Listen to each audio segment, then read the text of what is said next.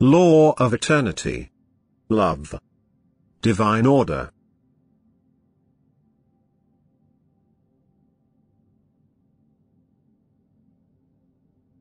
There is an eternal law to which you must all submit if you want to be happy. You can indeed deviate, you can also violate the law, but then you will also give up your bliss, then you will end up in a state where all harmony is annulled, where you are unhappy. But the law of eternity is called love. And now you also know when you break the law, when you sin against love. Where love is, there is order, harmony and perfection. And therefore also bliss.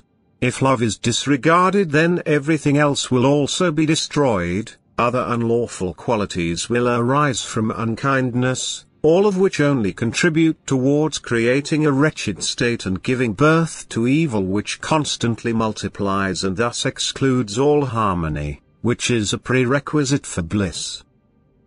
A life against the law of divine order, a life against love, will have an effect in a chaotic state because it never has constructive but always destructive consequences. Until finally this state has reached a degree where these destructive effects become visible.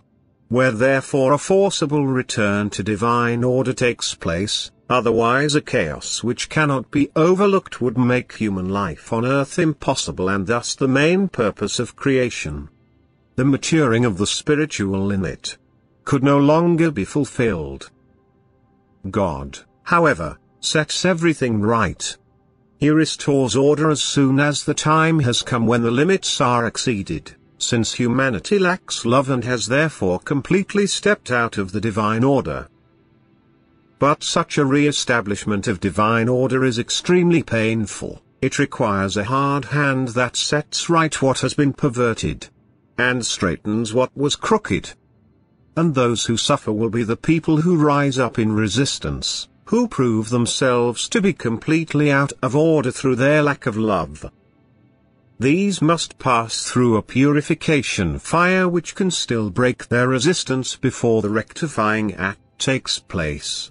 Or else they will be forced to comply with the eternal order through bondage which they can no longer resist. Order must be restored for the sake of the redemption of the spiritual.